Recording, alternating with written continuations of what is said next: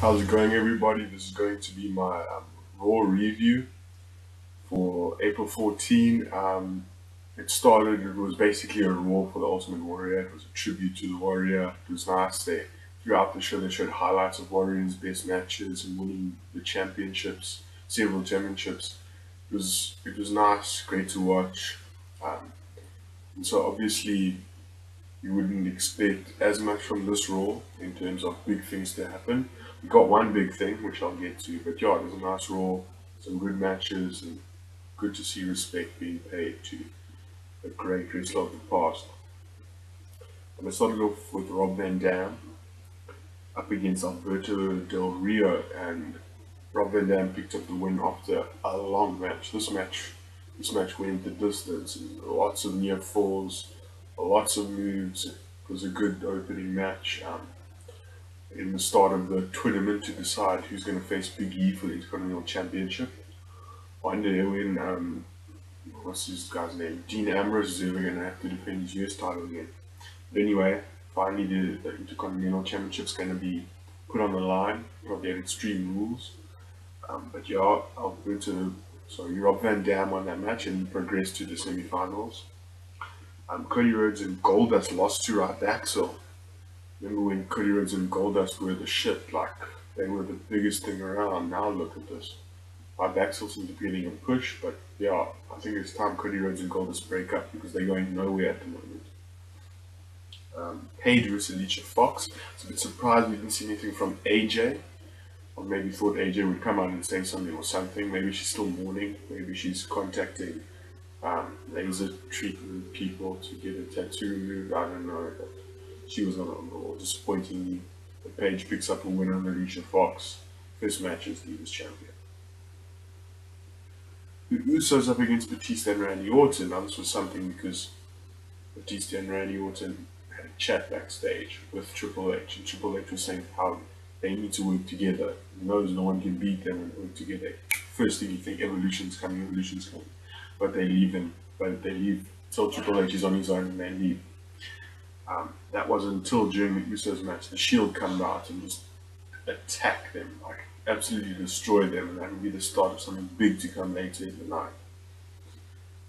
We then went on to Mark Henry, who jobbed for Cesaro.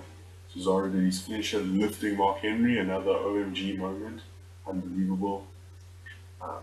It was an awesome match, as they always are when it features Cesaro. He can do amazing things in the ring. Matched only by, I'd say, Roman Reigns, his present day wrestlers. Xavier Woods' job to Alexander Rusev, just keep on building to the storyline. Rusev being this unstoppable beast. When he will start having like, higher tier competition, I don't know, but Xavier Woods, I mean, who cares? He beat Xavier Woods. Good job. Sheamus versus Jack Swagger. This was another match for the Intercontinental Championship thing. Sheamus won that match. Oh, Cesaro's win was also part of it. So it was Cesaro versus RVD in the one semi-final, and then Sheamus beat Jack Swagger to be the first person into the next semi-final. Who he would face was, well, I'll get there. First, Big Show. Damien Sandow came out and started talking. Then Big Show came out. Why did Big Show come out? I don't know. To knock him out. He just walks out to the ring, he listens to what Sandow says, KO punch, and walks off. I didn't quite know the point. I don't really know what it was for, but it happened. The Wyatt family promo. John Cena made the crowd pop in that promo, but it did go on a little bit too long. John Cena should have ended before the photos of the people. That was just stupid. The promo went on a little bit too long, but it's fine. And Bray Wyatt's great. He's excellent. Just a little bit too long. It's only beef I have about that. Santino vs Fandango, the new thing on Fandango and Layla being better together, like solidified even more with him. Layla picking up the victory for Fandango. It looks like they're bringing the Big Rim Monster Ken back, which I'm happy about because Corporate Ken sucks. Having him go up against Daniel Bryan, which worries me because Does that mean that he's going to start off losing and then just basically kills us on momentum? They had the whole promo with Kane returning, and it would be nice if they could give Kane one more huge push as the big red monster that no one can beat. You know, like the old unstoppable Kane. One that really you thought, Kane's wrestling. I don't think the WWE ever let him lose. But going up against Daniel Bryan first, I don't know what that means. I don't know if it means um, what it means, because wait, I'll get there. Let me just wait a second. Dolph Ziggler was Bad News Barrett. Bad News Barrett won, and he was the final person in the semi-finals of the Intercontinental Belt. Now this is what basically what I wanted to get to. I'm talking about Daniel Bryan, Kane, and in the main event, you had the Shield versus 11 superstars. 11 superstars got disqualified after just beating the Shield to a pulp.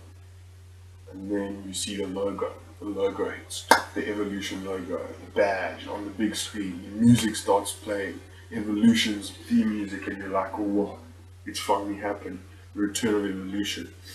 Only difference is you take out Ric Flair and you put in Stephanie McMahon, I guess, but damn, this was awesome. Out come the three, Batista, Randy Orton, and Triple H, down, destroy the Shield, to close off Raw. So that basically rules out Triple H, Batista, and Randy Orton for the next person to challenge for the championship, because they're going to fight the Shield at Extreme Rules, which makes me wonder, it's not going to be John Cena. John Cena's facing Bray Wyatt. I don't think it's going to be Kane, because Kane, I think, will lose to Daniel Bryan. Will be no need for it. If they do have Daniel Bryan versus Kane, it'll be a bit weird, but I guess if they're going to make Kane seem unbeatable again, it could work. But what I want to see is Brock Lesnar. I want to see Brock Lesnar come out and fight for that title after breaking the streak. Just imagine that. Daniel Bryan versus Brock Lesnar after the end of the streak. The pay-per-view buys that we get, that would be incredible. It's either going to be Kane or Brock Lesnar. I mean, if you look at the way things are going, I can't see who else it could be. The Shield up against Evolution. Evolution have to win.